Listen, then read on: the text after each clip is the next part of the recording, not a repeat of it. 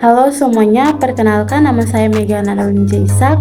Pada kesempatan ini saya akan memaparkan analisis kasus manajemen hubungan antar pemerintahan dengan studi kasus pengembangan pariwisata Desa Oeseli, khususnya Pantai Mulut Seribu di Kabupaten Rotendao. Kasus ini menarik untuk dibahas karena menunjukkan bagaimana hubungan kewenangan, koordinasi, dan kerjasama antar level pemerintahan yang sangat menentukan keberhasilan pembangunan pariwisata daerah. Ya, Pantai Mulut Seribu merupakan salah satu destinasi wisata unggulan di Kabupaten Rotendao yang memiliki potensi alam sangat besar, baik dari segi panorama, keunikan bentang alam, maupun daya tarik wisata bahari. Namun hingga saat ini pengembangannya belum berjalan secara optimal. Permasalahan utama yang dihadapi bukan terletak pada keterbatasan sumber daya alam, melainkan pada lemahnya manajemen hubungan antar pemerintahan. Masalah tersebut terutama terlihat pada pembagian kewenangan yang belum jelas, koordinasi lintas level pemerintahan yang lemah, serta belum optimalnya kerjasama daerah. Kondisi ini menyebabkan pengelolaan pariwisata berjalan secara parsial dan belum berkelanjutan.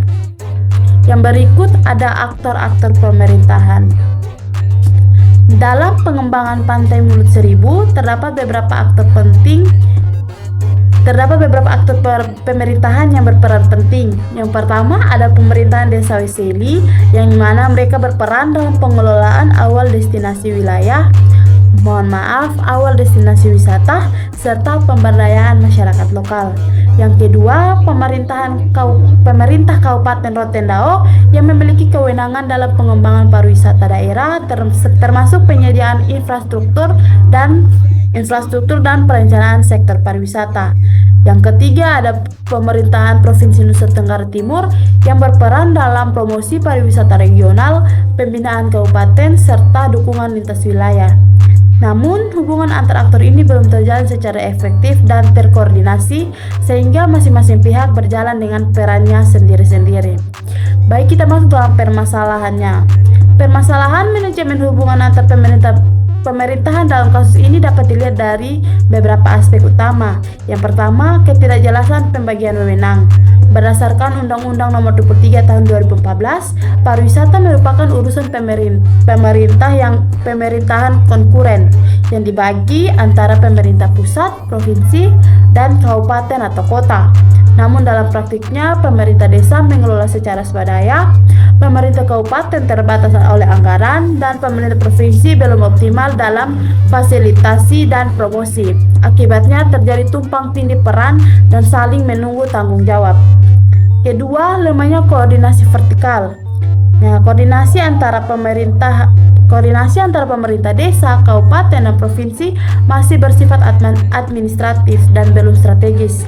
Tidak terdapat forum koordinasi tetap, perencanaan terpadu, maupun roadmap pengembangan bersama. Yang ketiga, tidak optimalnya kerjasama daerah.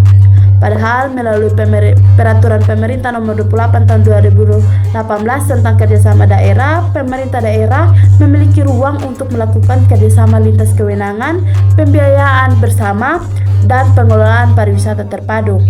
Namun, skema ini belum dimanfaatkan dalam pengembangan Pantai Mulut Seribu. Yang berikut ada dampak permasalahannya. Dampaknya yaitu lemahnya manajemen hubungan antar pemerintahan.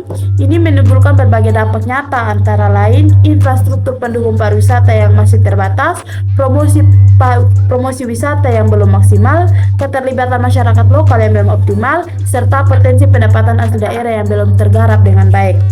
Hal ini menunjukkan bahwa permasalahan MHAP berdampak langsung terhadap kualitas pelayanan publik dan pembangunan daerah. Berikutnya ada analisis regulasi. Secara regulatif, sebenarnya telah tersedia dasar hukum yang kuat. Undang-Undang Nomor 23 Tahun 2014 menekankan pentingnya kejelasan kewenangan serta pembinaan oleh pemerintah provinsi. Sementara itu, Peraturan Pemerintah Nomor 28 Tahun 2018 mendorong kerjasama daerah sebagai upaya meningkatkan efisiensi dan efektivitas pelayanan publik. Namun dalam kasus Desa Oeseli, regulasi tersebut belum diimplementasikan secara maksimal, sehingga tujuan pengembangan pariwisata terpadu belum tercapai. Baik, kita akan masuk dalam kesimpulannya. Sebagai kesimpulan, dapat dikatakan bahwa pengembangan pariwisata Desa Oeseli, khususnya Pantai Mulut Seribu, belum optimal karena lemahnya manajemen hubungan antar pemerintahan, terutama dalam aspek koordinasi, pembagian kewenangan, dan kerjasama daerah. Baik, kita akan masuk dalam rekomendasi yang saya beri. Adapun beberapa rekomendasi yang dapat diajukan antara lain, yang pertama ada penegasan peran dan kewenangan antara pemerintah desa, kabupaten, dan provinsi. Yang kedua, pembentukan forum koordinasi pariwisata lintas pemerintahan. Yang ketiga, implementasi kerjasama daerah sesuai peraturan pemerintah nomor 28 tahun 2018. Dan yang keempat, penguatan peran dan partisipasi masyarakat lokal. Kelima, penyusunan master plan pariwisata terpadu Pantai Mulut Seribu. Demikian analisis kasus manajemen hubungan antar pemerintahan terkait pengembangan pariwisata Desa Oeseli. Saya Mega Ananda Winja Ishak mengucapkan terima kasih atas perhatian teman-teman semuanya.